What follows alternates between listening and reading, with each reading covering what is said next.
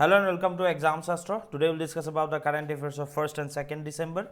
So हम लोगों ने कोर्सेज जो ऑफर किया है वहाँ पे एक नया कोर्स ऐड हो गया है जहाँ पे ऑलमोस्ट असम के लिए पहली बार के लिए SBI जो जे क्लर्क कैडर का जो एग्ज़ाम होने वाला है वहाँ पे ऑलमोस्ट 430 वैकेंसीज असम के लिए अलॉट किया गया है, जो सबसे बड़ी खबर है। ठीक है, तो आप लोग भी अगर इसके लिए प्रिपरेशन करना चाहते हैं तो आप लोग प्रिपेयर कर सकते हैं, क्योंकि ये एक गोल्डन अपॉर्चुनिटी है। ठीक है, चाहे आप लोग कोचिंग करके या बिना करके भी इसका आप प्रिपरेशन कर सकते हैं। हाँ, अगर आपको बहुत अच्छा गाइडेंस की जरूरत है, जिन लोगों ने एग्जाम निकाला है, तो Vidyut sir is there, Vijendra sir है एंड त्रिदीप सर भी आप लोगों के साथ इस एग्जाम के लिए रहेंगे, जिन लोग कंप्रीहेंसिवली हर एक चीजें आप लोगों को सिखाएंगे। ठीक है, साथ साथ में जो हम लोगों का APSC बैच है वो 15 दिसंबर से चालू होने वाला है, एंड जो आपका प्रथमा बैच है that means for state government exams like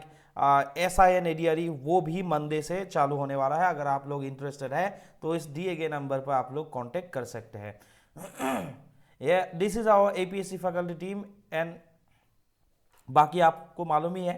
ठीक है, तो आज का जो पहला टॉपिक है, so it is about gender related killings of women and girls. देखिए, सोसाइटी पॉइंट ऑफ व्यू से बेसिकली हमारे जो APSC में सिलेबस है, ठीक है, वहाँ पे Indian society point of view से इंपॉर्टेंट है। साथ साथ में ये भी देखेंगे कि ये जो UN वीमेन में जो एक आपका जो उन लोगों का जो पोर्टल है, वहाँ पे जो न्यूज़ आया था, वहाँ पे जो रिपोर्ट आया था वहाँ पे एग्जैक्टली क्या क्या आया था, इसके बारे में भी हम लोग बात करेंगे। इसका जो असर है वो इंडिया लेवल पे या फिर वो दुनिया भर के लेवल पे, दुनिया भर के लिए वो क्या है क्या नहीं है, उसके बारे में हम लोग डिस्कस करेंगे।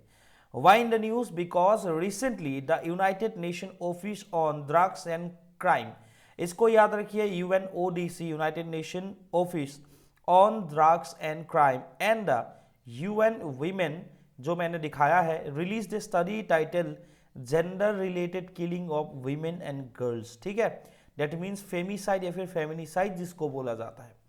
Okay, revealing an increase in gender related killings of women and girls in 2022।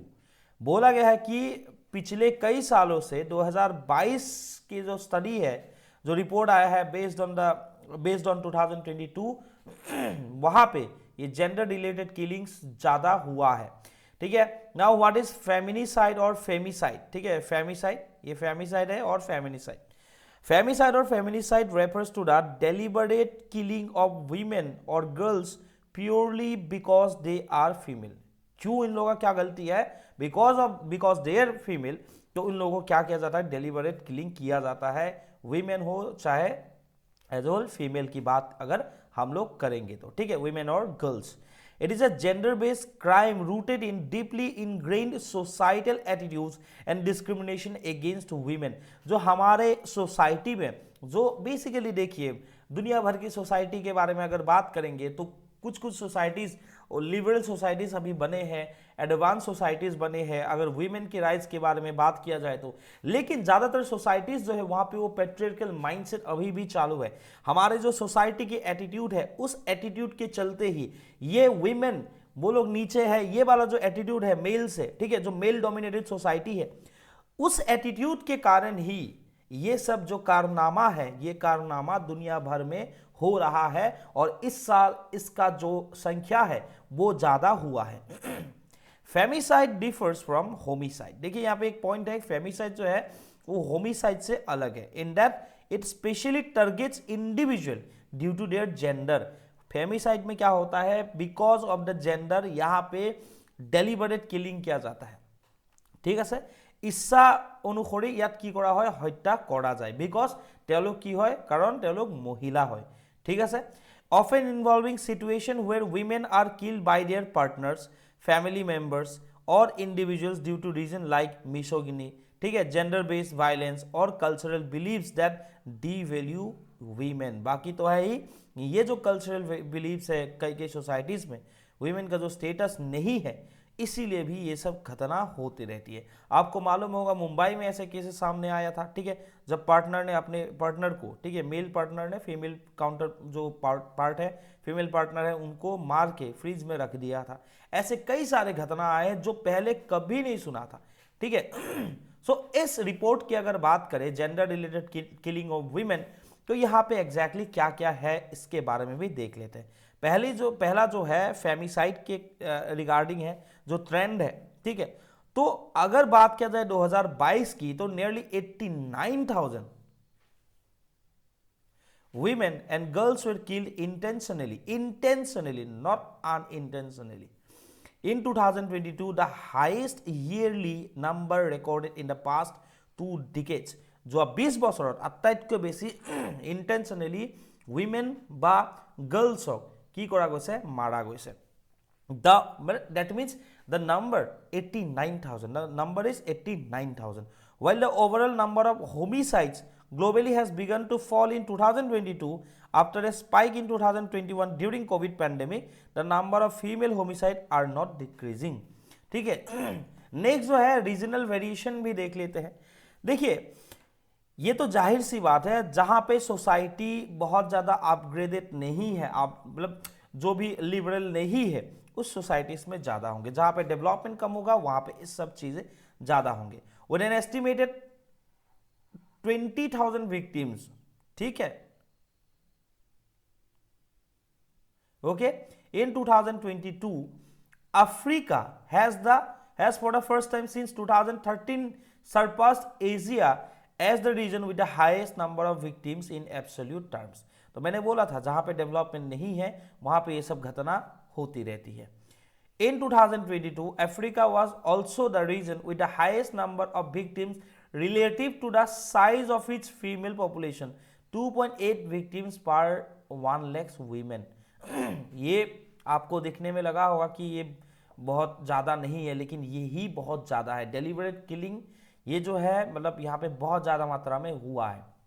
2022 में अफ्रीका ने एशिया को सरप्रेस किया है, ठीक है, सरपास किया है 2013 के बाद, ठीक है। Between 2010 to 2022, Europe witnessed an average reduction. क्यों reduction? Because their society is modern, their society is advanced as compared to the societies of the world, ठीक है। In a number of female intimate partner family related homicides by 21% reduction हुआ था। Albeit with differences across sub-regions and with some setbacks in Western and Southern Europe, especially since the onset of COVID-19 pandemic in 2020.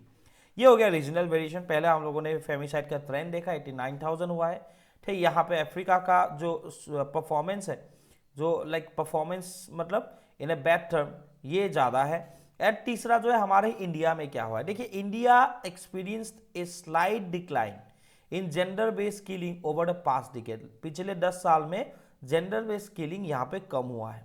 Although issues like dowry related deaths, honour killings and witchcraft accusations persist, ঠিক আছে। ডাইনী হত্যা বা দাউৰি বা যৌতুক প্ৰথাৰ কাৰণে এতিয়াও ভাৰতবৰ্ষত মহিলাক হত্যা কৰা হয়।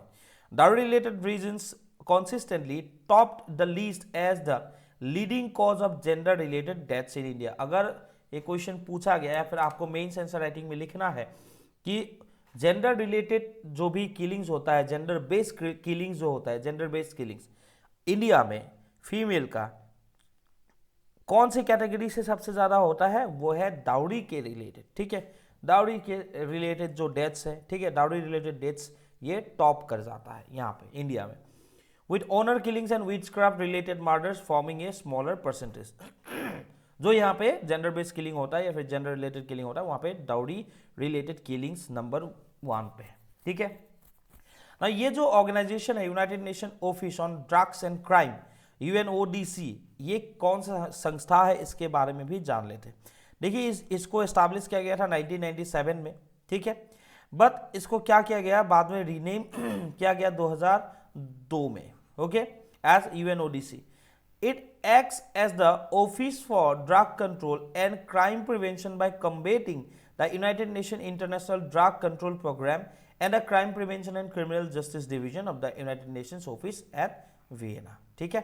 तो ये याद रखिएगा, ज़्यादा इंपॉर्टेंट भी नहीं है, लेकिन हाँ एग्जैक्टली कहाँ पे इन लोगों का ऑफिस है, कब फॉर्म हुआ था, ये दोनों बातें याद रख लीजिए।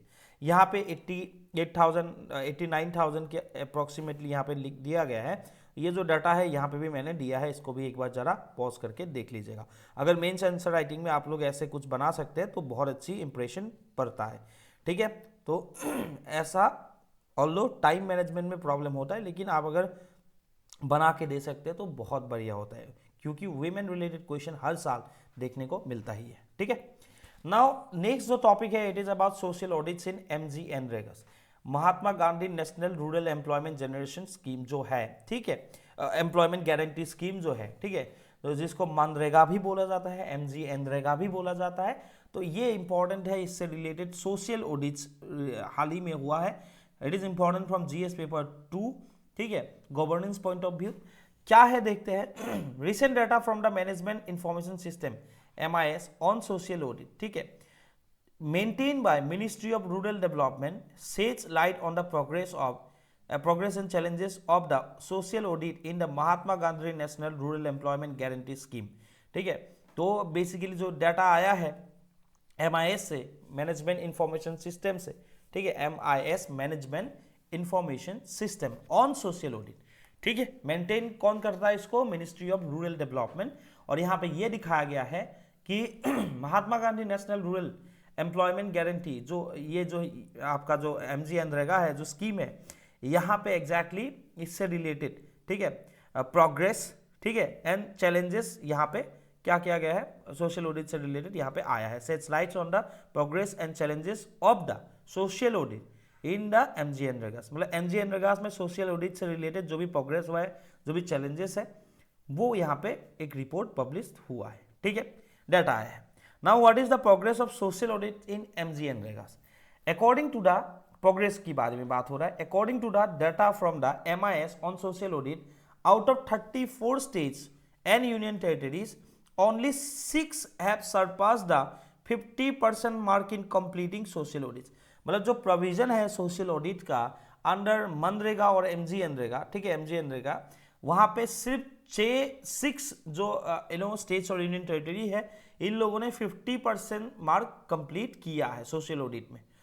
Kerala emerged as the front runner achieving 100% coverage of gram panchayat in social audit. तो सोशल ऑडिट कहां पे 100% कंप्लीट हुआ है regarding MGNREGA, it is Kerala. ठीक है, showcasing a comprehensive and inclusive approach.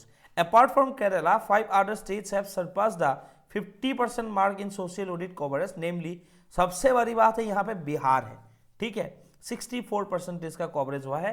Kerala is number 100% coverage of the all the gram panchayat in Kerala. उसके बाद गुजरात है, ठीक है, जिसके बाद जम्मू कश्मीर है, उड़ीसा है एंड उत्तर प्रदेश है।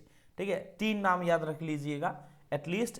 पहला केरला, दूसरा जो है बिहार, शॉकिंगली बिहार, तीसरा जो है इट इज गुजरात। ठीक है, ओनली 3 स्टेट्स हैव कवर्ड 40% और मोर विलेजेस, दैट इज तेलंगाना, जो 40% से ज्यादा जहां पे सोशल ऑडिट हुआ है, it is Telangana, Himachal Pradesh and Andhra Pradesh. ठीक है, तेलंगाना आंध्र प्रदेश याद रखिएगा। ठीक है, आंध्रा में ज्यादा हुआ है। Other than Telangana, among the poll bound states the number are really low. Madhya Pradesh में 1.73, दैट इज द लोएस्ट। ठीक है, मिजोरम में 17.5, छत्तीसगढ़ में 25.06% एंड राजस्थान में 34.74%। इसका मीनिंग क्या है कि जो भी ग्राम पंचायत है, सिर्फ मध्य प्रदेश में 1.73 ग्राम पंचायत में एग्जैक्टली वहां पे इस प्रोजेक्ट को कैसे इंप्लीमेंट किया गया है, उससे रिलेटेड सोशल ऑडिट हुआ है। नाउ द क्वेश्चन में माइट अराइज कि सोशल ऑडिट एग्जैक्टली है क्या। तो सोशल ऑडिट क्या है? It is a process of reviewing official records and determining whether the state reported expenditure reflect the actual money spent on the ground। exactly ये तो याद हुआ है, that is a review process। ठीक है, official record का review किया जाता है और यहाँ पे ये भी देखा जाता है कि जो भी एक्चुअल मनी यहाँ पे खर्च किया गया है, ठीक है, मतलब जो भी खर्च किया गया है, जो बोला गया कि इतना खर्च हुआ है, वो हाल एक्चुअली में खर्चा हुआ है कि नहीं, वो सब भी देखा जाता है। ठीक है, so social audit is a process of reviewing official records and determining whether state reported expenditure, जो एक्सपेंडिचर स्टेट ने रिपोर्ट किया है ऑफिशियल रिकॉर्ड्स में, वहां पे reflect the actual money spent on the ground. तो वहां पे जो एक्चुअल में जो पैसा खर्च हुआ है, क्या उसमें सिमिलरिटी है, क्या वो रियल है, तो उससे रिलेटेड ऑफिशियल रिकॉर्ड जो है उसको रिव्यू करने का प्रोसेस को ही बोला जाता है social audit. Now social audit is the inbuilt anti corruption mechanism in MG NREGA act of 2005।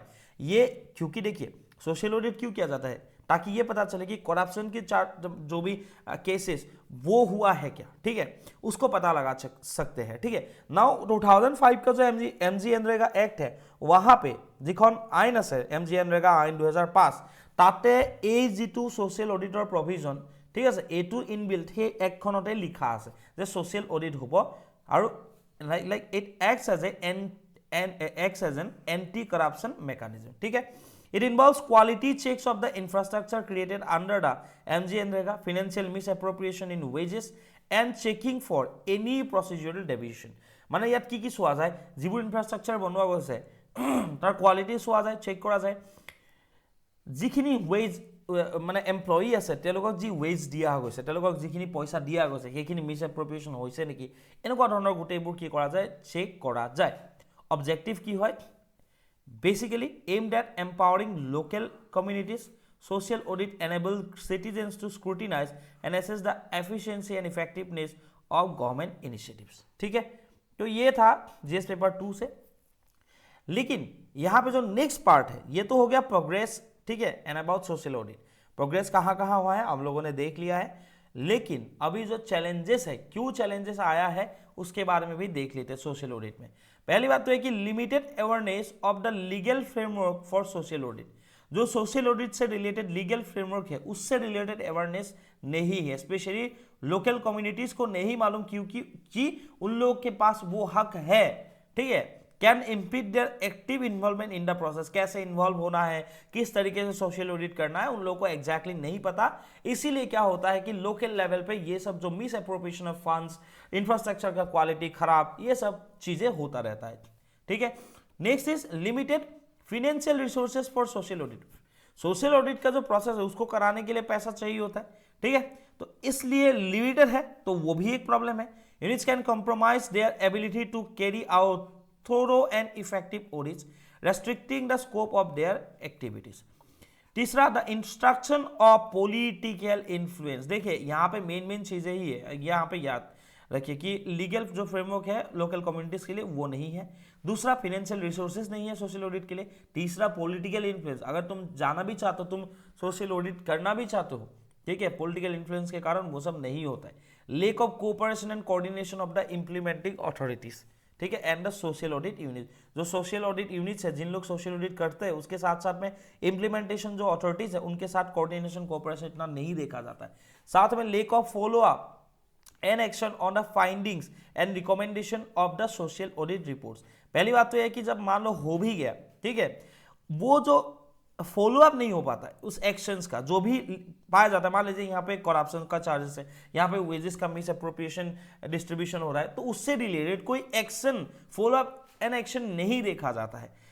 उसके बाद lake of protection and support for the social auditor. जो सोशल ऑडिट करेंगे, मान लीजिए उन लोगों ने कुछ करप्शन के केसेस वहां पे पाया है, तो उन लोगों का लाइफ का प्रोटेक्शन के लिए भी कुछ ऐसा सिस्टम नहीं है। And whistle blowers who faces threats and harassment from the vested interest। যোনখিনি হুইসেল ব্লোৱাৰ্ছ আছে, যোনে এই ঘটনাবোৰ ৰাইজৰ মাজলৈ উলিয়াই দিয়ে, তেওঁলোকৰো লাইফৰ ৰিস্ক ইয়াত দেখা পোৱা যায়, কাৰণে বহুতে এই সোশ্যাল অডিট কৰাৰ পৰা বিৰত থাকে, ঠিক আছে। Mahatma Gandhi national rural employment guarantee scheme কি হয় 2005 অনা গৈছিলে। Ministry of rural development is the nodal ministry, ঠিক আছে, কিহৰ কাৰণে, যাতে it was a largest work guarantee program in the world। ये याद रखिए, largest वर्क गारंटी की एटलीस्ट तो हम लोग क्या करेंगे, 100 डेज ऑफ गारंटीड वेज हम लोग प्रोवाइड करेंगे ही, ठीक है, 100 डेज ऑफ गारंटीज वर्क हम लोग प्रोवाइड करेंगे आउट ऑफ 365 डेज, ठीक है। So it is a legal framework that enables the implementation of the scheme and gives the right to work to the poor, ठीक है, ये हमारे कॉन्स्टिट्यूशन के आर्टिकल में भी लिखा है, okay, right to work to the rural poor और पुअर पर्सन के लिए, ठीक है। नाउ 100 दिन का गारंटीड वर्क दिया जाएगा आपको। इससे क्या होगा, सेकंड जो ये पहला ऑब्जेक्टिव है, सेकंड जो ऑब्जेक्टिव है strengthening the livelihood resource base of the poor, ठीक है, उससे क्या होगा, लाइवलीहुड रिसोर्सेज स्ट्रेंथन होगा, प्रोएक्टिवली एंश्योरिंग सोशल इंक्लूजन, ठीक है, एंड साथ में जो पंचायती राज इंस्टीट्यूशन है उसको भी स्ट्रेंथनिंग किया जाएगा, ये ऑब्जेक्टिव था, ठीक है। नाउ देख लेते हैं कि अचीवमेंट एमजीएनरेगा के तहत क्या क्या हुआ है पिछले 17 साल में, ठीक है, 17-18 साल में।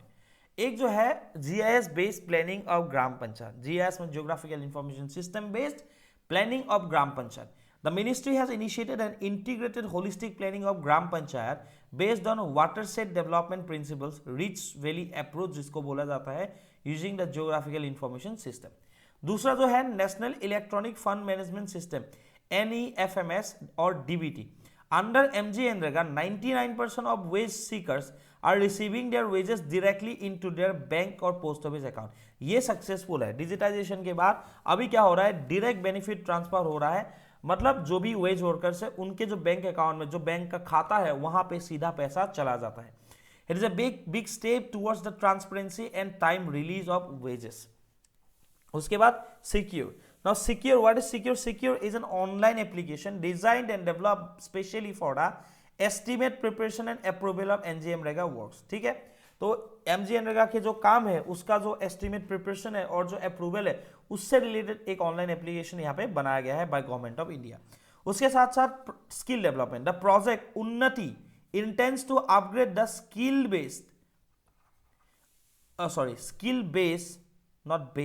skill base of the MGNREGA workers and thereby improve their livelihood so that they can move from a current partial employment to full employment, ठीक है। तो प्रोजेक्ट उन्नति এই কাৰণে অনা গৈছে যিখিনি স্কিল মানে MGNREGA workers আছে তাৰ যদি স্কিল বেস কভাৰ আছে, ঠিক আছে, স্কিলৰ ওপৰত বেস কৰি তেওঁলোকক আপগ্ৰেড কৰা যায় আৰু এই প্ৰজেক্টটো কোনটো হয়, উন্নতি হয়, সো দ্যাট যাতে তেওঁলোকে আৰু বেছি পইচা আৰ্ন কৰিব পাৰে, তেওঁলোকৰ যাতে লাইভলিহুড আৰু বেছি কি কৰিব পাৰে, ষ্ট্ৰেংথেন কৰিব পাৰে। সো কারেন্ট পার্সিয়াল এমপ্লয়মেন্ট যেটা হয়, পার্সিয়াল এমপ্লয়মেন্ট ন 365 দিনের 100 দিনে পোৱা যায়, ঠিক আছে, এমপ্লয়মেন্ট। সো যাতে ফুল এমপ্লয়মেন্টলৈকে যাতে এই মানুহখিনিক লৈ যাব পাৰে, दैट इज व्हाई प्रोजेक्ट उन्नति वाज इंट्रोड्यूस, ठीक है। सो एक जो है आपका डायरेक्ट बेनिफिट ट्रांसफर, दूसरा जो है सिक्योर, तीसरा जो है स्किल डेवलपमेंट, ये इंपॉर्टेंट है, ठीक है।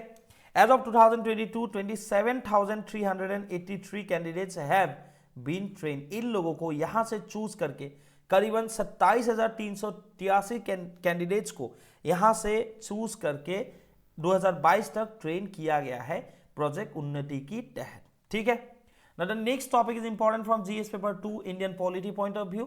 It is about governor's power over state bills. আমাৰ যিবোৰ state bills থাকে সেই state billৰ ওপৰত গভৰ্ণৰ কেনেকুৱা ধৰণৰ পাৱাৰ থাকে, state bill के ऊपर एक गवर्नर के कौन सा पावर होते हैं, ठीक है, जैसे प्रेसिडेंट का होता है सेंट्रल बिल्स से रिलेटेड, तो यूनियन बिल से रिलेटेड, तो उसके रिगार्डिंग कुछ यहाँ पे है, उसको भी जरा देख लेते हैं। Why in the news recently, Supreme Court of India has stated when the governor chooses to withhold assent to a bill, it is mandatory for them to follow a specific course of action outlined in Article 200 of the Indian Constitution। যদি है, ये यहाँ पे क्या लिखा है, যদি है गवर्नर एजने কোনোবা এখন বিল কি কৰিব বিচাৰে, তেওঁ যদি উইথল কৰিব বিচাৰে, ঠিক আছে, ৰাখি থব বিচাৰে, ঠিক আছে, এই যদি এসএন নিদিয়ে, তেওঁৰ যদি মানে কমপ্লিশন যদি তাৰ পৰা নহয়, ঠিক আছে, এপ্ৰুভ যদি নকৰে, তেতিয়াহলে কি কৰিব লাগিব, তাৰ কাৰণেও আৰ্টিকেল 200 ৰ ভিতৰত যিখিনি প্ৰভিজন আছে সেই কোर्स অফ एक्शन বা প্ৰভিজন খিনি তেওঁ ফলো কৰিব লাগিব। यही बोला गया है कि अगर गवर्नर को कोई एक बिल विथहोल्ड करके रखना है अपने पास में, ठीक है, देन क्या, ठीक है, तो उनको क्या करना पड़ेगा, आर्टिकल 200 ऑफ इंडियन कॉन्स्टिट्यूशन के तहत कुछ जो स्पेसिफिक कोर्स ऑफ एक्शन है वो उनको लेना पड़ेगा। The key aspect of article 200 is that it mandates the governor to communicate their reasons for withholding assent और and prompt the legislature to reconsider the bill। मतलब यहाँ पे क्या लिखा है, ये मैंडेटरी कर देता है गवर्नर के लिए, किस कारण के लिए उन्होंने, ठीक है, ये जो रीजन है, जो कारण है, उसको कम्युनिकेट करना पड़ेगा किस वजह से उन्होंने इसको विथल करके रखा है। नाउ देखिए what are the governor's power over bills. Article 200 में क्या है, 200 में क्या है, Article 200 of the Indian Constitution outlines the process for a bill passed by the state legislative assembly of a state to be presented to the governor for assent, who may either assent, withhold assent or reserve the bill for the reconsideration by the president। क्या बोला गया है, मान लीजिए कोई एक state legislature, ठीक है, और स्टेट लेजिस्लेटिव असेंबली, सॉरी, ठीक है, उन लोगों स्टेट लेजिस्लेटिव असेंबली के वहां से एक बिल पास होके आता है, फिर साइन कौन करेगा? गवर्नर, ठीक है। इन दिस केस गवर्नर क्या कर सकता है, या तो एसन कर सकता है, दैट मीन्स अप्रूवल हो सकता है उसका, या फिर विथड्रॉल कर सकता है वो, ठीक है, ओके। एंड नेक्स्ट जो होगा कि प्रेसिडेंट की रिकॉन्सिडरेशन के लिए कभी कभार उस बिल को रिजर्व भी किया जाता है। প্ৰেচিডেণ্টে কি ক'ব, প্ৰেচিডেণ্টৰ কনচিডাৰেশ্যনৰ কাৰণে সেইখন তেওঁৰ লগত ৰাখিও থ'ব পাৰে, ঠিক আছে। The governor may also' return the bill with a message requesting reconsideration by house और हाउसेस। নহলে गवर्नर की कर पाए, वो क्या कर सकता है, उस बिल को वापस पर्टिकुलर, मान लीजिए कि स्टेट लेजिस्लेचर में हमारे यहाँ पे जैसे आसाम विधानसभा है, ठीक है, आसाम लेजिस्लेटिव असेंबली, तो कई आपका जो स्टेट्स है वहाँ पे legislative assembly and legislative council दोनों होता है, उच्च सदन निम्न सदन दुईखन থাকিব পাৰে। মানি লোৱা আমাৰ আসাম লেজিস্লেটিভ এছেম্বলিত কিবা এখন বিল পাছ হৈ গ'ল গভৰ্ণৰৰ ওচৰলৈ, এণ্ড গভৰ্ণৰে কি বিচাৰিছে যে এইখন কি কৰিব লাগে, ৰিটাৰ্ণ কৰিব বিচাৰিছে, ঠিক আছে, যে আপোনালোকে আকৌ এই আইনখনত যিখিনি কথা লিখা আছে সেইখিনি এবাৰ रिकॉन्सिडर কৰি লওক, ठीक है। सो তেওঁ কি কৰিব পাৰে, रिटर्न कर দিব পাৰে। वो गवर्नर क्या कर सकते हैं, रिटर्न भी कर सकते हैं, ठीक है, कि इसको ना आप लोग अच्छे से उस बिल को रिकॉन्सिडर कीजिए, उस हाउस तक फिर से गवर्नर रिटर्न कर सकता है, वो पावर गवर्नर के पास है। आर्टिकल 201 में क्या लिखा है, it states that when A bill is reserve for the consideration of the president, मान लीजिए कि प्रेसिडेंट की कंसिडरेशन के लिए कोई एक बिल गवर्नर क्या करके रखा है, रिजर्व करके रखा है, द प्रेसिडेंट मे एसेन और withhold एसेन from the bill. President क्या कर सकता है, उसको एसेन मतलब कंप्लीशन कर सकता है, अप्रूव कर सकता है, और वो क्या कर सकता है, विथहोल्ड भी कर सकता है। The president may also direct the governor to return the bill, या फिर प्रेसिडेंट फिर से गवर्नर को बोल सकते हैं कि आप क्या कीजिए, आप इसको रिटर्न कीजिए। जिस हाउस में लेजिस्लेटिव मतलब जो भी हाउस में क्या हुआ ये पास हो गया है वहां पे रिटर्न कर दीजिए, ठीक है। तो किसके लिए, रिकॉन्सिडर करने के लिए। तो ये तीनों हो सकता है, या तो गवर्नर भेज सकता है, या फिर मान लीजिए प्रेसिडेंट के लिए उन्होंने रखा है, ठीक है, रिजर्व करके, फिर प्रेसिडेंट भी वही बात करा सकता है कि वो एसेन कर सकते हैं, विथहोल्ड कर सकते हैं, या फिर रिकॉन्सिडरेशन के लिए भेज सकते हैं। नाउ देखिए यहाँ पे अच्छे से फिर से देखते हैं कि ऑप्शंस क्या है। एक बिल अगर मान लीजिए गवर्नर के पास लास्ट में जाता है, ठीक है, स्टेट लेजिस्लेचर का, तो ही में गिव एसेन, उसको क्लियर कर सकता है वो, ठीक है, और he can send it back to the assembly requesting it to reconsider some provisions, ठीक है, ऑफ द बिल और द बिल इटसेल्फ। मतलब ऐसा हो सकता है कोई एक बिल है, वो स्टेट लेजिस्लेचर से हमारे आसाम विधानसभा से मान लीजिए कि गया है गवर्नर के पास, ठीक है ना, गवर्नर को लगा कि ये जो बिल है इसके कुछ प्रोविजन चेंजेस करना अनिवार्य होगा, अच्छा होगा लोगों के लिए। तो गवर्नर क्या कर सकता है, एक काम कीजिए, वो वापस भेज सकता है, ठीक है, भेज के बोल सकता है कि पूरा बिल है इसको ही आप लोग फिर से देखिए, रिकॉन्सिडर कीजिए प्रोविजंस को, या फिर कुछ प्रोविजंस इसका चेंज कीजिए, ठीक है। ये प्रोविजन एक जो आपका लाइक ऑप्शन है ये हो सकता है। दूसरा जो है सीधा गवर्नर क्या कर सकता है, पास कर सकता है, दैट मीन्स इसको एसेंट कर सकता है साइन करके, ठीक है, ये भी हो सकता है। तीसरा जो है ही में reserve the bill for consideration of the president, या फिर गवर्नर क्या कर सकता है, अपने पास वो बिल रख के प्रेसिडेंट तक वो बिल क्या कर सकता है, सेंड कर सकता है प्रेसिडेंट की मतलब कंसिडरेशन के लिए। The reservation is obligatory where the bill passed by the state legislature endangers the position of the state high court, ठीक है। However, the governor can also reserve the bill if it is of the following nature. Governor क्या कर सकता है, reserve कर सकता है। किस किस केस में गवर्नर उस बिल को रिजर्व कर सकता है, जरा इसको भी देख लीजिए। पहला जो है, मान लीजिए कोई इसका प्रोविजन कॉन्स्टिट्यूशन के अगेंस्ट में हो, ठीक है, against the provision of the constitution, पूरा बिल चाहे उसका कुछ प्रोविजंस कॉन्स्टिट्यूशन के प्रोविजंस के अगेंस्ट में हो, तो ये वो क्या कर सकता है, रिजर्व करके रख सकता है for the consideration of the president. दूसरा जो है, मान लीजिए if the bill oppose to the directive principles of the state policy, DPSP के खिलाफ अगर है तो क्या कर सकता है, रिजर्व करके रख सकता है। तीसरा जो है, against the larger interest of the country के लार्जर इंटरेस्ट मतलब लोगों के, ज्यादातर लोगों के इंटरेस्ट के अगर अगेंस्ट में है उसको रिजर्व करके रख सकते हैं। अपग्रेड ऑफ नेशनल इंपॉर्टेंस, अगर नेशनल इंपॉर्टेंस है, सिक्योरिटी के रिलेटेड है, नेशनल सिक्योरिटी की, तब वो रख सकता है, ठीक है। तो कॉन्स्टिट्यूशन के अगेंस्ट में, प्रोविजंस के अगेंस्ट में, सॉरी डीपीएसपी के अगेंस्ट में, larger interest of the country, in case of national importance, और in case of deals with compulsory acquisition of property under 31A of the Article 31A of the Indian Constitution, or any option is to withhold the assent, but this is not formally done by any governor because it would be an extremely unpopular action.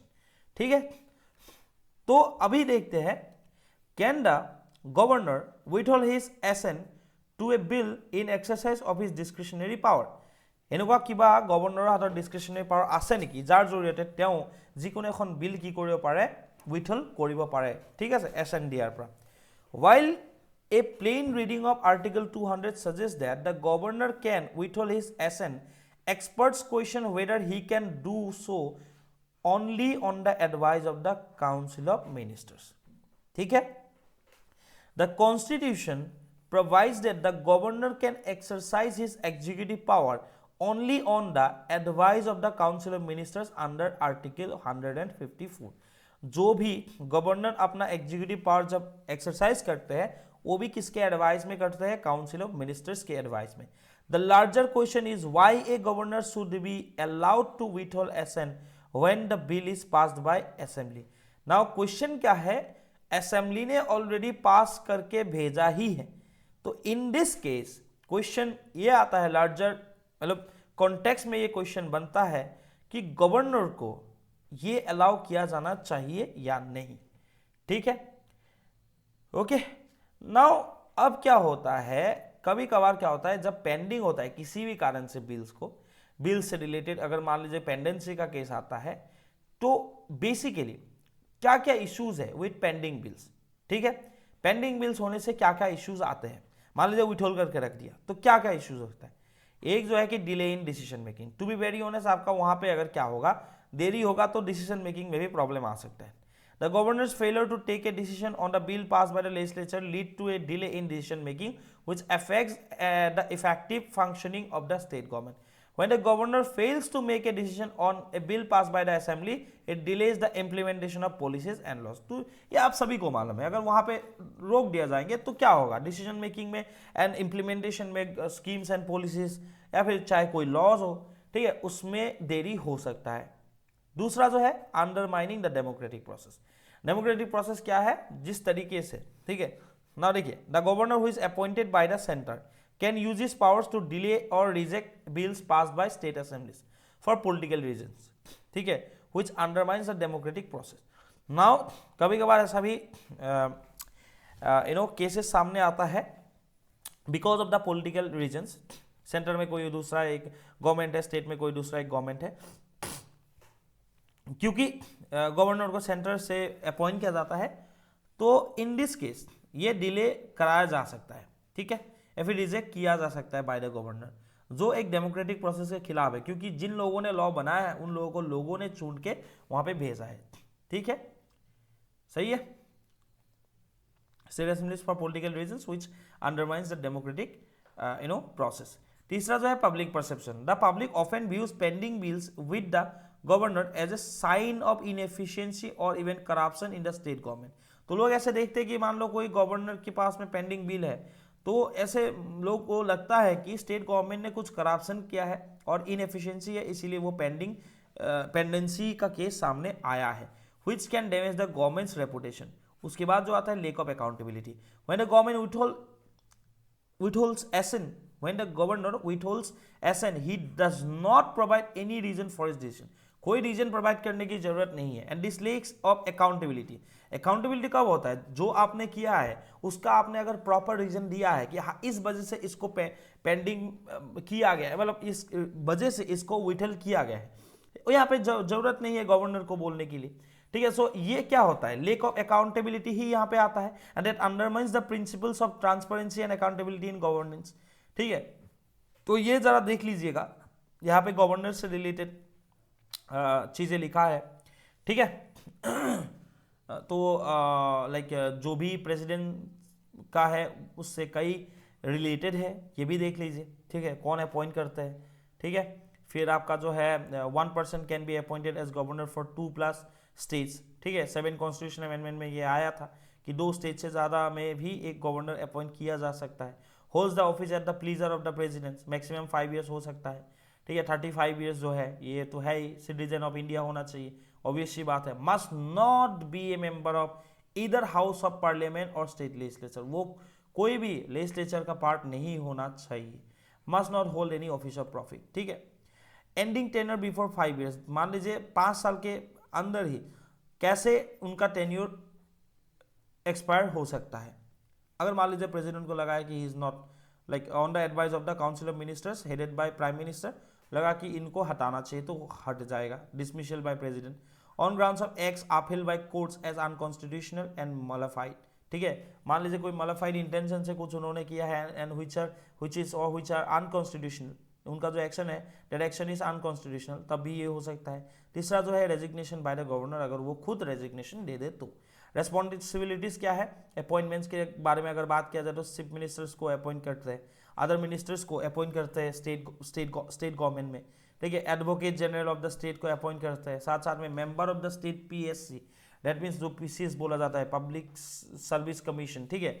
तो ये जो state public service commission है, जैसे हमारे यहाँ पे APSC है, तो मेंबर्स को कौन अपॉइंट करता है, गवर्नर अपॉइंट करते हैं, ठीक है। जजेस of high court and district को भी वही अपॉइंट करते हैं, ठीक है। Ex as an ex official chancellor of state universities, तो আমাৰ ইয়াতে কি থাকে, ভিসি থাকে, ভাইস চেঞ্চেলাৰ্ছ কোন হয়, প্ৰত্যেকখন ইউনিভাৰ্চিটিৰ তেওঁৰ জুৰিছডিকশ্যনৰ আণ্ডাৰত সেইজন গভৰ্ণৰজনে হয়, ঠিক আছে। Now way forward में क्या है, governor should adhere to the guidelines of Article 200, promptly communicating their concern about the bills and sending them back to the state legislature for reconsideration, and this ensures a proper process and respects the legislature's authority, ठीक है। तो 200 में जो भी लिखा है उसको adhere करना चाहिए, ये यहाँ पे लिखा है। Next topic is important from GS paper 3 internal security point of view. It is about Northeast Insurgency, UNLF signed peace deal with center. Now what is UNLF? UNLF ने क्या किया है, हाल ही में एक पीस डील साइन किया है। UNLF जो है वो 1964 के 24 नवंबर में बना था with the goal to succession from India led by Arabam Samarendra Singh. Initially it has two factions presently with the armed wing known as Manipur People's Army. The UNLF has operated in the valley areas of Manipur, जो Imphal valley है वहाँ पे इन लोगों का operation था, and some Kuki Zomi hills district में भी इन लोगों का ऑपरेशन चला था, ठीक है, मतलब वहाँ पे ऑपरेट करते थे। Receiving training from NSCN IM Isaac Muivah का जो ये ऑर्गेनाइजेशन था, NSCN जो नागालैंड का ऑर्गेनाइजेशन है, नागा इंसर्जेंट ग्रुप है, वहाँ से इन लोग ट्रेनिंग पाते थे, लाभ करते थे, ठीक है।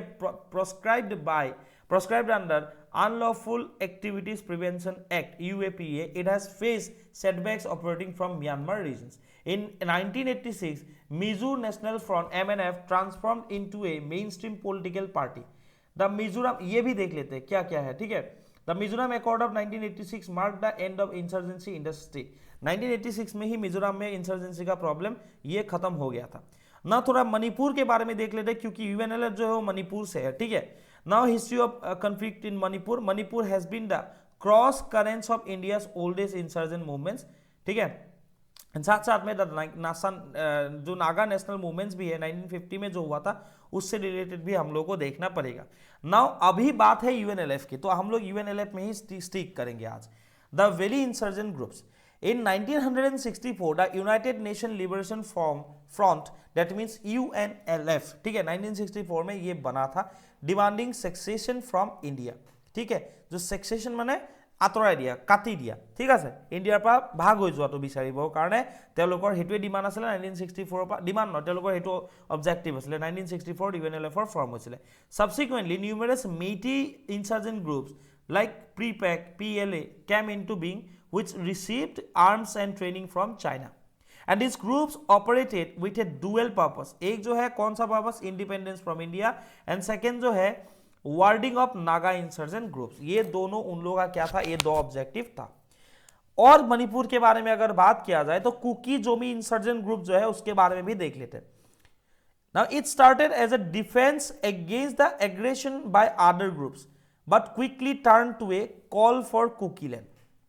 पहले ये लोग किस लिए बना था, बाकी जो UNLF वगैरह जो बन रहे थे उसके अगेंस्ट में, ठीक है, एग्रेशन के तौर पे डिफेंस पर्पस से ये कुकी जोमी इंसर्जेंट ग्रुप बना था, जिसका जो मेन जो ऑब्जेक्टिव था वो किस में बदल गया था, कुकी लैंड डिमांड करने में बदल गया था। And imagine country spreading across the Kuki Zomi inhabited areas of India, Myanmar, Bangladesh. Over the time this was diluted to simply a call for a separate state. ठीक है, तो इससे रिलेटेड देखिए ये जो बातें हैं ना मणिपुर में, क्योंकि मणिपुर न्यूज में है तो मणिपुर से रिलेटेड क्वेश्चन एक्सपेक्ट कर सकते हैं। इसको और अच्छे से नॉर्थ ईस्ट के जो भी इंसर्जेंसी प्रॉब्लम्स है उसके बारे में हम लोग कभी बात करेंगे न्यूज में जब आएंगे। ठीक है, पहले तो देख लेते हैं कि ये मणिपुर का जो है एरिया, मणिपुर का एरिया में ये जो बीच में जो वैली रीजन है इट इज इम्फॉल वैली। ठीक है, और इम्फॉल वैली में सबसे जो ज्यादा जिस कम्युनिटी का डोमिनेंस है इट इज मेटे कम्युनिटी। ठीक है, नाउ मेटे डोमिनेटेड बेसिकली कौन कौन सा एरिया है, थोबाल, इम्फॉल ईस्ट, इम्फॉल वेस्ट, काकचिंग, बिष्णुपुर। ठीक है, नाउ इससे नॉर्दर्न पार्ट में जो भी आते हैं, मतलब एग्जैक्टली नॉर्दर्न पार्ट में, north eastern part of Imphal valley, ये है कुकी जोमी डोमिनेटेड। ठीक है, लेकिन ज्यादातर एरिया जो है it is by Naga dominated. कौन सा है, सेनापति, उखरुल, कमजोंग, नूनी एंड टामेंगलोंग, ये सब जो एरिया है इट इज नागा डोमिनेटेड। आप लोग इसको मैप में भी अगर दिखा देंगे, आप लोग एरियाज को छोड़ भी देंगे, सिर्फ Meitei dominated, Kuki Zomi dominated, then आपका जो है तीसरा नागा डोमिनेटेड, ऐसे भी करके दिखा देंगे तो बहुत अच्छा मार्क्स मिलने का संभावना है। उसके बाद जो है ये है चंदेल एंड थेंगनोपाल। ठीक है, तो ये कौन सा है, ये वाला एरिया आपका। ठीक है, नाउ इसको ऐसे आप लोग देख लीजिए। ओके, आप लोग अच्छे से देख लीजिए कौन कौन से एरियाज में कुकी जोमी है। कुकी जोमी कहां पे है, इम्फॉल की नॉर्थ ईस्टर्न पार्ट में है, साथ साथ में जो मणिपुर के साउथ वेस्टर्न पार्ट में भी कुकी जोमी डोमिनेटेड है। एंड जो रिमेनिंग पोर्शन जो साउथ ईस्टर्न पार्ट है it is dominated by Chandel Tengnoupal. They have Kukis, Nagas and Meiteis. Chandel has more Kuki Zomi tribes while Thengnopal more Naga tribes. ठीक है, Jiribam has a mix of Bengali, Meite and Mar from the Zomi group populations. तो इसको जरा अच्छे से district and peoples जो है इसको जरा देख लीजिएगा। ठीक है, नाउ रुकिए, कहा गया, हाँ ओके, नाउ ये देखते हैं कि हमारे नॉर्थ ईस्ट में जो भी प्रॉब्लम्स होते हैं इंसर्जेंसी, इसका फैक्टर्स क्या है। देखिए फैक्टर्स जो है यहाँ पे आप लोगों का जो भी मैंने दिया है इससे रिलेटेड मैं सिंप्लीफाई करके भी आप लोगों को दे दूंगा क्यों एग्जैक्टली हुआ है। अगर मान लीजिए as a whole North East में इंसर्जेंसी की बात आए, पहला जो पॉइंट है इट इज पॉलिटिकल आइसोलेशन। ठीक है, in the past political isolation हम लोग को इतना ध्यान में, नॉर्थ ईस्ट को इतना ध्यान दिया ही नहीं जाता था पहले जिस तरीके से अब दिया जा रहा है। दूसरा जो है लेक ऑफ डेवलपमेंट। ठीक है, डेवलपमेंट नहीं होगा तो एम्प्लॉयमेंट नहीं होगा, एम्प्लॉयमेंट नहीं होगा तो लोग किसके तरफ भागेंगे, लोग भागेंगे इंसर्जेंसी की तरफ, लोग भागेंगे टेररिज्म की तरफ। ठीक है, तो ये जो है दूसरा है लेक ऑफ डेवलपमेंट। तीसरा जो है लेक ऑफ कम्युनिकेशन। ठीक है, तो इन सब जनरल रीजंस जिसके कारण में यहाँ पे ये प्रॉब्लम दिखने को मिलता है। ठीक है, चौथा जो आएंगे एजुकेशन की कमी के कारण भी ऐसा होता है। ठीक है, तो लाइक अलग अलग फैसिलिटीज जो है वो यहाँ पे नहीं मिलता है, इसीलिए पास्ट में ऐसा इंसर्जेंसी का प्रॉब्लम आया है। ठीक है, तो बेसिकली जो मेन जो इंपॉर्टेंट पॉइंट है इट इज पॉलिटिकल आइसोलेशन। और चीजें हैं जैसे मल्टी एथनिसिटी। देखिए नॉर्थ ईस्ट इंडिया में ना it is highly ethnically diverse, home to around 40 million people including 213 of the 635 tribal groups listed by anthropological survey of India. हमारे यहाँ पे कितने ट्राइबल ग्रुप्स है, 213। ठीक है, 213 ग्रुप्स है। Government attempts at integration without understanding tribal innovations fuel insurgencies. Inter tribal rivalries है, जिस केस में हम लोगों ने मणिपुर में जिससे रिलेटेड केस देखा है, एंड लोग गवर्नमेंट को, जो प्रीवियस गवर्नमेंट्स थे उन लोगों को एग्जैक्टली उन लोगों ने जो प्रोसेस किया इंटीग्रेशन का। ठीक है, तो हर एक ट्राइब के अंदर उन लोगों का डिमांड अलग है, उन लोगों का कम्युनिटी अलग है, उन लोगों का कल्चर अलग है, तो इंटीग्रेट करने से प्रॉब्लम तो बढ़ेगा। ठीक है, हिस्टोरिकल भी है, जैसे क्या है देखिए यहाँ पे the reasons complex history of colonialism, post independence, border disputes and socio economic challenges, जो मैंने अभी बात किया, have fueled the rise of various insurgent groups seeking autonomy, identify, preservation and socio-economic development. Example, Naga Nationalist Council (NNC) declared independence from India on August 14, 1947. ठीक है, under the leadership of Fijo. Lack of economic development, sense of isolation, political isolation, deprivation and exploitation. ठीक है, demographic changes भी है, refugee influx हुआ था east Pakistan से, इसलिए भी हुआ है। ठीक है, अल्फा जैसा ऑर्गेनाइजेशन है इस कारण से भी बना था। इंटरनल डिस्प्लेसमेंट, ठीक है, एक्सटर्नल सपोर्ट, चाइना म्यांमार से जो एक्सटर्नल सपोर्ट मिलता है तो उससे भी ये फ्यूल हुआ है, ठीक है। And perceive axes by Indian army, आपस्पा के कारण जो भी लाइक एक्सेसिव जो फोर्स के कारण से भी जो ह्यूमन राइट्स वायलेशन का केसेस सामने आता है वहाँ उससे भी ये फ्यूल होता है। सोर्स ऑफ फंडिंग की अगर बात किया जाए, हमारे पास है गोल्डन ट्राइंगल है। गोल्डन ट्राइंगल में क्या होता है, बेसिकली ड्रग्स डीलिंग कंट्रीज जो है वो हमारे साथ ही आता है प्रॉक्सिमिटी में। तो funding through extortion, arms and drug smuggling, proximity to the Golden Triangle facilitates illegal drug trade supporting separatist organisation. जब पैसा मिल जाता है तब देश जाता है, देश का जो लाइक एक होता है ना नेशनलिज्म, वो डूब जाता है, ठीक है। Institutional measures to address insurgency in North East India, measures क्या क्या है देखिए, ceasefire agreements, ongoing ceasefire agreements with various other militant groups across states. The oldest agreement with NSCM Isaac Muibar dated back to July 25, 1997. तो इन क्या क्या institutional measures लिया गया है, एक जो है सीज फायर एग्रीमेंट्स किया जाता है कि आज से जो है ना आप लोग, आज से कोई भी आप लोग एक्टिविटी नहीं कर सकते, और गवर्नमेंट के साथ 1-to-1 क्या होता है, मीटिंग होता रहता है, पीस टॉक्स भी होता है, ठीक है। Example, the Naga Peace Accord signed in 2015 with the NSCN to end the insurgency, ठीक है। नागा पीस अकॉर्ड इसका एक एग्जाम्पल है। साथ साथ में मिलिट्री ऑपरेशन भी किया जाता है, पैरामिलिट्री या फिर हमारे जो स्टेट पुलिस है या फिर जो हमारे मिलिट्री ऑर्गेनाइजेशंस है वहाँ पे वो लाइक मिलिटेंसी ऑपरेशन, ठीक, वो किया जाता है। एयर स्ट्राइक मिजोरम में किया गया था, operations like rhino and Bajrang against alpha militants, ये भी किया गया था। आपस्पा को लागू किया गया है Assam, Nagaland, Manipur and parts of Arunachal Pradesh में, ठीक है, to counter the rise of insurgency in this 4 states.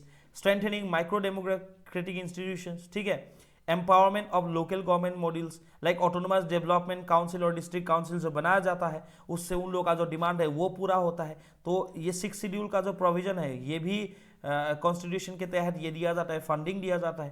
Developmental measures, ठीक है, जैसे border area development and hill area development implementation programme इससे रिलेटेड भी चलाया गया है। Special category status to North Eastern states, development assistance for infrastructure projects to Bharatmala Pariyojana, regional connectivity scheme like Udan, Kaladan multi modal transit project, India Myanmar Thailand trilateral IMT trilateral highway जिसको बोला जाता है, India Myanmar and Thailand, ठीक है। Digital north east vision 2022, national bamboo mission, ऐसा बहुत सारा developmental measures भी लिया जाता है, ना लिया गया है। सीज फायर एग्रीमेंट हो, ठीक है, जो NSCN IM के साथ हुआ था। पीस टॉक के बारे में अगर बात किया जाए, नागालैंड पीस जो एकॉर्ड था 2015 NSCN के साथ ही, ठीक है, उसका भी एग्जाम्पल दे सकते हैं। मिलिट्री ऑपरेशन किया गया है like rhino and Bajrang with alpha, आपस्पा लागू किया गया है, ठीक है। 6 शेड्यूल के तहत इन लोगों को ऑटोनोमस डिस्ट्रिक्ट काउंसिल बना के दिया गया है 4 स्टेट्स में, एंड डेवलपमेंटल मेजर्स भी लिया गया है, ठीक है।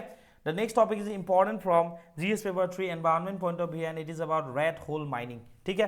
नाउ रेड होल माइनिंग देखिए, ये जो है ना एग्जैक्टली क्या है, रेड होल माइनिंग जो है वो मेघालय में बहुत ज्यादा प्रिवेल करते हैं, ठीक है। लेकिन कॉन्टेक्स्ट क्या है, in the rescue operation for the collapse Silkyara tunnel in Uttarkashi Uttarakhand district, rat miners played a crucial role in completing the drilling process. जो रेड माइनर्स है, ठीक है, जो रेड होल माइनिंग करते हैं उन लोगों ने इस केस में क्रूशियल रोल प्ले किया है वो ड्रिलिंग प्रोसेस को करने के लिए।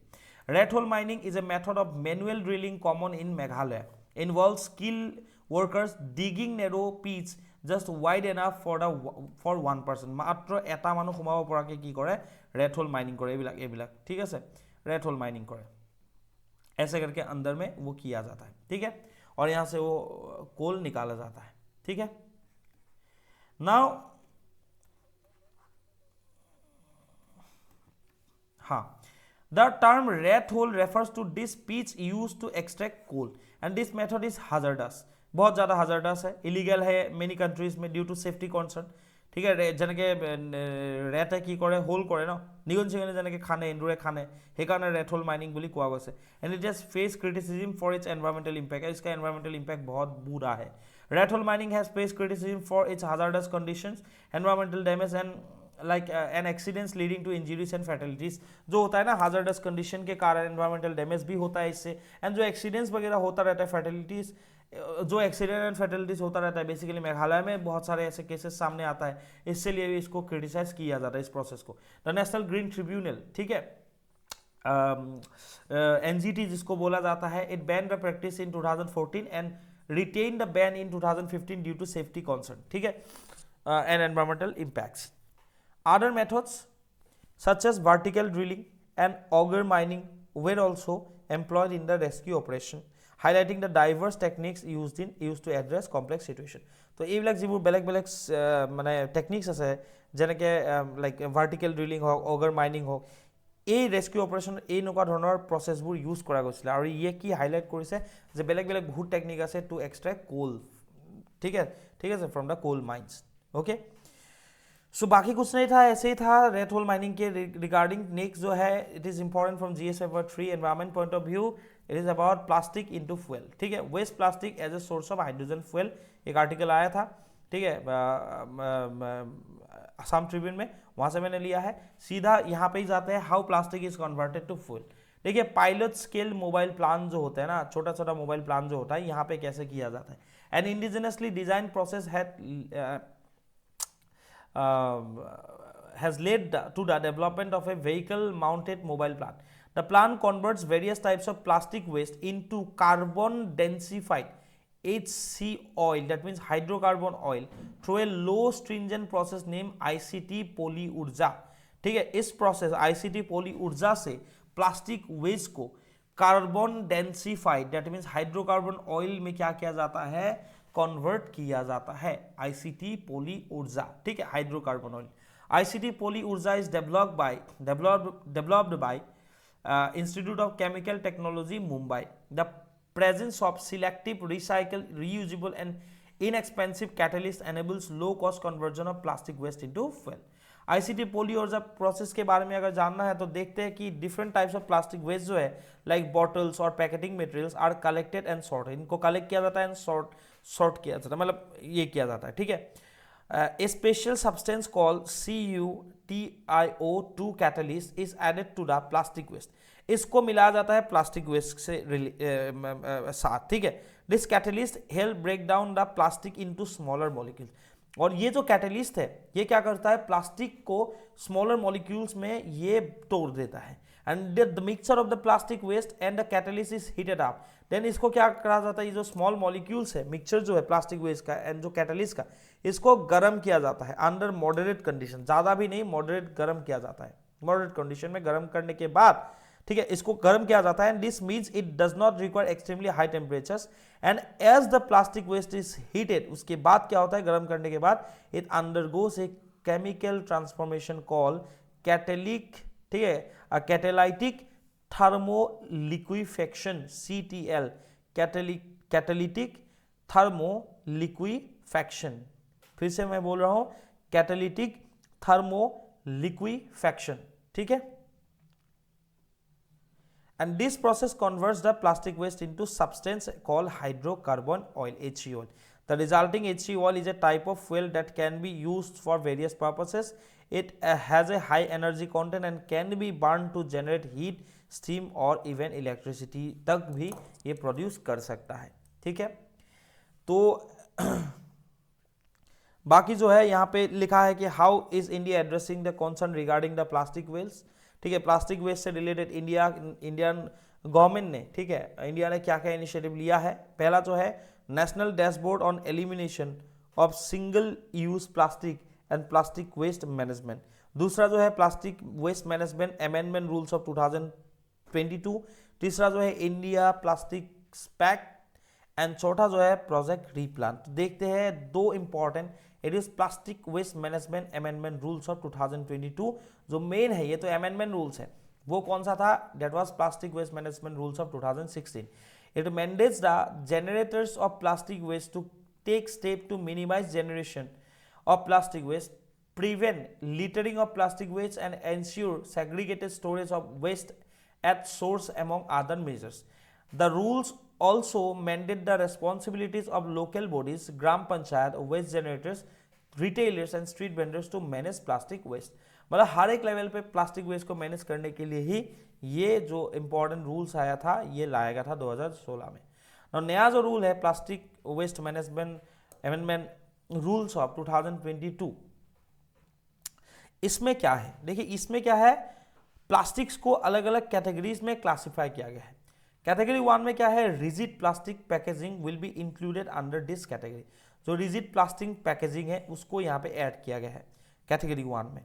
कैटेगरी 2 में क्या है, flexible plastic packaging of single layer और multi layer, more than one layer with different types of plastic sheets and covers made of plastic sheets, carry bags, plastic sachet जो होता है और pouches will be मतलब plastic सचे, ठीक है, will be included under this category, ठीक है। बेसिकली যিবোৰ আমাৰ ঘৰত যিবোৰ সামগ্ৰী খোৱা সামগ্ৰী বা শ্যাম্পু টেম্পু যা আহে যে সৰু সৰু সেইবোৰ, ঠিক আছে। कैटेगरी 3 में क्या रखा गया है, multi layered plastic packaging, at least one layer of the plastic and at least one layer of material other than plastic, ठीक है। यहाँ पे जो है डिफरेंट टाइप ऑफ प्लास्टिक होता है, यहाँ पे एक प्लास्टिक और उससे at least one other than plastic जो रहता है will be included under this category। and चौथा लेयर में कौन सा रहता है, प्लास्टिक शीट्स और like used for packaging as well as carry bags made of compostable plastic fall under this category, ठीक है। तो ये 4 कैटेगरी में इसको डिवाइड किया गया है, ठीक है। नाउ यहाँ पे और एक इंपॉर्टेंट जो पॉइंट था, इट वाज प्रोजेक्ट रिप्लान। तो प्रोजेक्ट रिप्लान जो है, this is a initiative launch by khadi and village industries commission. Replan stands for reducing plastic in nature, ठीक है। नेचर में प्लास्टिक को क्या करना पड़ेगा, नेचर से रिड्यूस करना पड़ेगा, ठीक है। Reducing plastic from nature, reducing plastic in nature. Now ये किसने लॉन्च किया, ये इंपॉर्टेंट है, Khadi and village industries commission ने, Khadi and village industries commission ने इसको लॉन्च किया था। It aims to make carry bags by mixing processed and treated plastic waste with cotton fibre rags into the ratio of 20:80, ठीक है।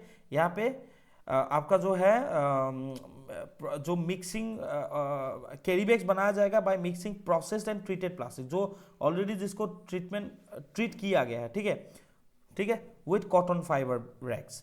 तो 20:80 होगा, 80% cotton fibre, 20% treated plastic waste होगा। And the made paper is found to have good strength and durability. It can use to make paper bags, fine tissues and other paper based items, ठीक है। The next topic is important from GS paper 5 Assam point of view, it is about Assam Day। যেহেতু আজি অসম দিৱস, ঠিক আছে, আৰু প্ৰত্যেক বছৰে 2 ডিচেম্বৰত কি কৰা যায়, যেহেতু আজিৰ দিনটোতে চাউলুং চুকাফা অসমত আহি ভৰি দিছিলে, সেইবাবে আজিৰ দিনটোক অসম দিৱস হিচাপে বা চুকাফা দিৱস হিচাপেও আমি কি কৰোঁ, চেলিব্ৰেট কৰোঁ। না চুকাফাৰ কথা যদি ক'বলৈ যাওঁ, he was a 13th century ruler who founded the Ahom kingdom and ruled Assam for 6 centuries। and he was a contemporary scholars trace his roots to Burma। তো বহুতে কয় বাৰ্মাৰ পৰা তেখেতৰ অৰিজিন আছিল বুলি, বহুতে কয় মংমাৰ পৰা আহিছিলে চাইনাৰ। তো there are multiple theories regarding his origin, ঠিক है, but Mongma is the well accepted theory। he is widely referred to as an architect of বৰ অসম। তেওঁ কি আছিলে, বৰ অসমৰ জনক বুলি যাক কোৱা হয়, গ্ৰেটাৰ আসাম। কিয়, তেওঁ যেতিয়া প্ৰথম আহিছিলে, তেওঁ কোনো জাতি, তেওঁ যেতিয়া আহিছিলে অসমত, ঠিক আছে, তেওঁ কোনো জাতি বা কোনো এটা ট্ৰাইবেল গ্ৰুপছৰ লগত তেওঁৰ কোনো ধৰণৰ যুদ্ধ তেনেকৈ হোৱা নাছিল বুলিও কয়। তেওঁ যেতিয়া এইফালেদি নাগালেণ্ড পাৰ হৈ পাটকাই পৰ্বত পাৰ হৈ যেতিয়া ব্ৰহ্মপুত্ৰ ভেলীত আহিছিলে, ফাৰ্ষ্ট তেওঁ কি কৰিছিলে, নাগা যিখিনি মানুহ আছিলে, নাগা যিখিনি ট্ৰাইব আছিলে, তেওঁলোকক কি কৰিছিলে, প্ৰথমতেই তেওঁলোকক লগত মানে তেওঁলোকক বুজাই পৰাই তেওঁ আগবাঢ়িছিলে, ঠিক আছে। চ' বেচিকেলি সেইখিনি চাউলুং চুকাফাৰ হয়তো এবিলিটি আছিল, যাৰ জৰিয়তে তেওঁ ইমান এখন বিশাল সাম্ৰাজ্য, এখন বিশাল মানে আহোম বংশ, সেই ডাঙৰ আহোম বংশৰ কি কৰিছিলে, তেখেতে স্থাপন কৰিবলৈ সক্ষম হৈছিল, যাৰ জৰিয়তে 600 বছৰ ধৰি সেই আহোম বংশই আমাৰ এই অঞ্চলত কি কৰিছিলে, ৰাজত্ব কৰিছিলে। আৰু বৰ অসমৰ ভেটি গঢ়া প্ৰথমজন ব্যক্তি বুলি যদি কাৰোবাক ক'বলৈ যাওঁ, তেওঁই আছিল চাউলুং চুকাফা, ঠিক আছে। তো অলৰেডি ক্লাছত বহুতখিনি তেওঁৰ বিষয়ে বুজোৱা হয়, ঠিক আছে। It was Saraidew that Sukapha established his first small principality, showing the seeds of further expansion of the Ahom kingdom। প্ৰায় 1253 তেওঁ কি কৰিছিলে, চৰাইদেউত নিজৰ কেপিটেল এষ্টাব্লিছ কৰিছিলে ঠিক আছে তাৰ আগতে তেওঁ নামৰূপ আৰু টিপামত অস্থায়ী তেখেতৰ তেওঁ যি শিবিৰ সেই শিবিৰ গঢ়ি তুলিছিলে যেতিয়া 1228 চনত তেওঁ মানে এই ব্ৰহ্মপুত্ৰ ভেলীত আহিছিলে ঠিক আছে 1228 AD he ruled from 1228 AD to 1268 AD okay the founders of Ahom kingdom had their own language and followed their own religion over the centuries the Ahom accepted the Hindu religion and the Assamese language to commemorate Sukafa and his rule the Assam celebrates Ahom Diwak on December 2nd every year ঠিক আছে আহোম সকলৰ কথা ক'বলৈ গ'লে ক্লাছতটো পঢ়োৱা যায় but খুব চমুকে ইয়াত লিখা আছে basically they belong to the Thai or Thai family ঠিক আছে which dominated South China and many Southeast Asian countries the Ahom kingdom ঠিক আছে Ahom kingdomত বেসিক্যালি আমি কেতিয়া কৰবা কেতিয়ালৈকে ক'ব পাৰো 1228 পৰা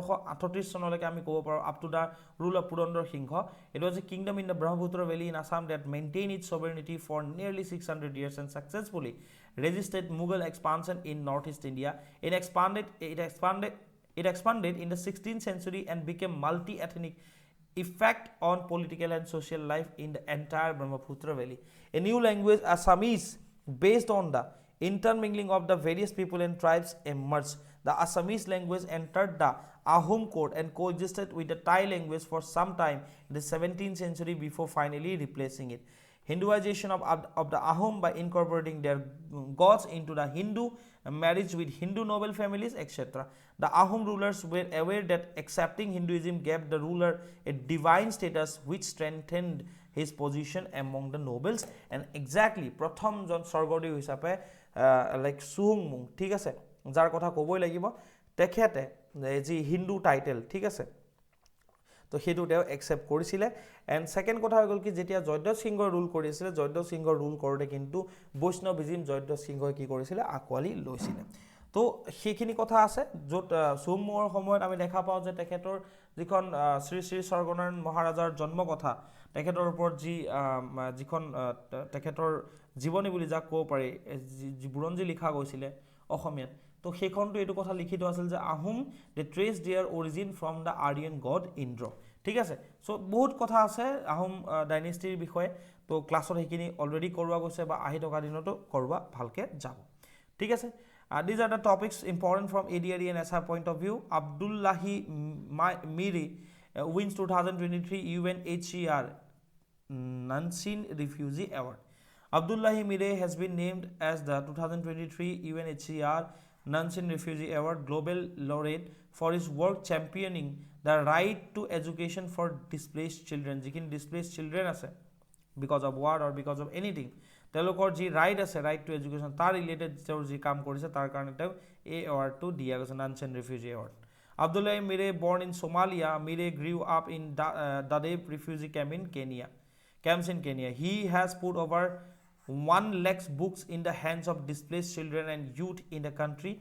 An award will be presented at a ceremony in Geneva, Switzerland on December 13, 2023. So इनका नाम इसलिए इस बार एग्जाम पॉइंट ऑफ व्यू से इंपॉर्टेंट बन जाता है अब्दुल्लाही मीरे याद रखिएगा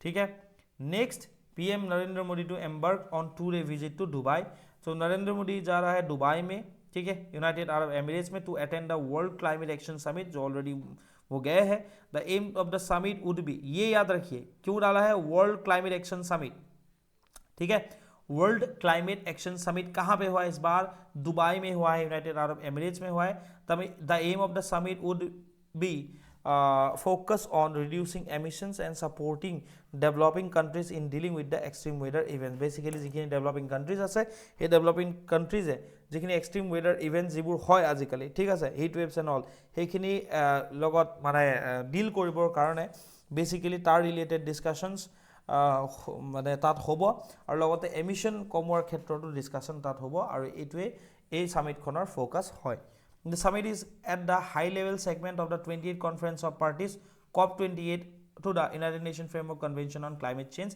UNFCCC ठीक है तो तीसरा जो है Nobel prize peace prize winner Henry Kissinger passed away तो रिसेंटली কি হৈছে Nobel prize winner peace prize winner Henry কিচিঞ্জাৰৰ মৃত্যু হৈছে তেখেতৰ এজ 100 বছৰ আছিল and he also worked under two presidents, US presidents, and left an indelible mark on the US foreign policy.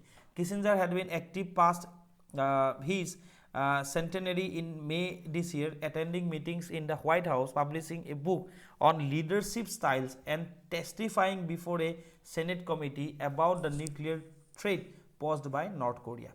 उसके बाद जो है नेक्स्ट किसिंजर के बारे में याद रखिएगा, एग्जाम में सवाल बन सकता है इनके लिए, ठीक है। उसके बाद जो अस्त्र हिंद है, जॉइंट मिलिट्री एक्सरसाइज है, नाम से क्या पता चलता है, Australia and Hindustan, that means India. तो ये जो है मल्टी डोमेन ऑपरेशंस है in urban and semi urban terrain during joint military exercise अस्त्र हिंद 2020 इन ऑस्ट्रेलिया। सीधा क्वेश्चन पूछा जाएगा कि अस्त्र हिंद किस किस देश के बीच में ये मिलिट्री एक्सरसाइज होता है, ठीक है। So Indian and Australian arm forces they conducted tactical exercises in multi domain operation, एक जो है urban and semi urban terrain में ये ऑपरेशन कंडक्ट किया गया है, ठीक है। 22 नवंबर से दिसंबर 6 तक ये होगा। The aim of the exercise is to foster collaborative partnership and share best practices between the two nations, ठीक है। उसके बाद ये फोटो गलती से वही रह गया। Twinkle Khanna launches her fourth book welcome to paradise. ये याद रखिएगा, वेलकम टू पैराडाइज किसने लिखा है, ट्विंकल खन्ना ने लिखा है, which is important from books and author segment. उसके बाद जो है जगदीप धनकर inaugurates 5th global Ayurveda festival in Thiruvananthapuram, ठीक है। थिरुवनंतपुरम में 5th ग्लोबल आयुर्वेदा फेस्टिवल इस साल हुआ है। उसको इनॉग्रेट किसने किया है, वाइस प्रेसिडेंट जगदीप धनकर ने किया है, ठीक है। केरला में है हुआ है, थिरुवनंतपुरम जिसको बोला जाता है, ठीक है। एंड ग्लोबल आयुर्वेदा फेस्टिवल जो है 2023 it would be held in the state capital of Kerala from December 1 to 1st to 5th, December 1 to December 5th with the theme emerging challenges in healthcare and a resurgence Ayurveda। ये theme याद रखिए, emerging challenges in healthcare and a resurgence Ayurveda। Delegations from over 70 countries will be present at the event, which underlines the growing recognition of Ayurveda's relevance in addressing global health concerns। This is the question, these are the questions for the day। ये आप लोग attempt कीजिए, UPSC 2011 का ये question है, and ये भी attempt कीजिए 2017 में ये मेंस क्वेश्चन यहाँ पे था, ठीक है। So that's all for today, thank you for watching exam शास्त्र।